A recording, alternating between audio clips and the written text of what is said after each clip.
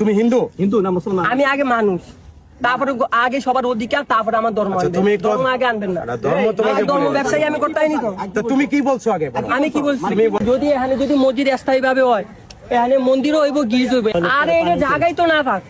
সারা রাত ধরে এই জায়গায় হইলো গাঁজা খায়, আর হইলো সিদ্ধি নিয়ে পোলাবাইন বৈশা থাকে, জায়গায় না থাক। আর যে পাগল হতো আরো বেশি পাগল, মানে ওই না থাক।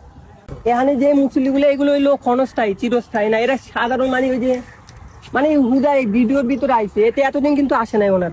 এখানে যদি স্থায়ী ভাবে মসজিদ হয়, তাহলে এখানে মন্দিরও হইব, গির্জ হইব, কারণ সরকারি জায়গা। এই জায়গায় উনি হচ্ছে স্থায়ী, মানে সরকারি জায়গাটা উনি স্থায়ী করতে চাইতেছে। এখন উনি চাইতেছে মানে এই জায়গায় উনি যদি চাইতো যে একটা ঘর তৈরি করতো ওনার থাকার জন্য, তাহলে সেটা আমি কিছু বলতাম না, কারণ উনি হইলো ধর্মটারে নিয়ে আইছে এনে, মেন মসজিদটারে নিয়ে আইছে এনে, কারণ জানে যে এখানে ঘর অনেকে হইতে দিব না, এই জন্য উনি মসজিদ লিয়েছে এই জায়গায়। যদি এখানে যদি মসজিদ স্থায়ী ভাবে হয়, এখানে মন্দিরও হইব, গির্জ হইবে। আর এর পাশে মোট 5টা মসজিদ আছে।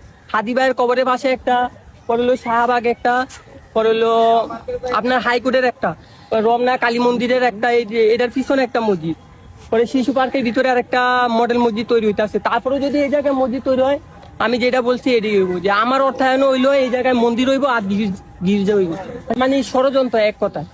আর এটা জায়গায় তো না থাক। সারা রাত ধরে এই জায়গায় হইলো গাঁজা খায়, আর হইলো সিদ্ধি নিয়ে পোলাবাইন বৈশা থাকে, জায়গায় না থাক। আর যে পাগল হতো আরো বেশি পাগল, মানে ওই না থাক।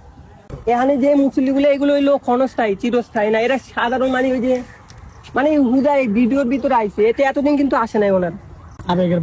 আবেগের বসতে এই যে মসজিদ বোঝা যায়, এটা ক্ষণস্থায়ী। আমি এটা ধর্ম আনবেন না তো। আমি যে আমি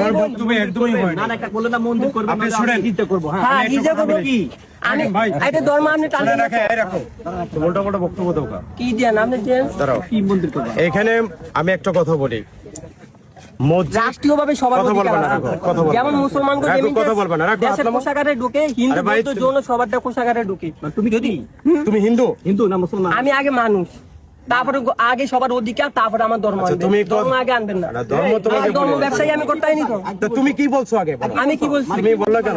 আমি কি বলছি? গির্জা নির্মাণ করবে, অবশ্যই করবো। যদি একটা মসজিদ তাহলে গির্জা করার অধিকার আছে, এটা হিন্দু ভাই এটার মধ্যে গির্জা করবা? এটার ভিতরে না, এর পাশে করবো। আমি পাশে করবা কেন? অবশ্যই করবো। তাহলে মসজিদ তোমার গির্জা তো এখানে আছে, তাহলে তো মসজিদ এই পাশে আছে।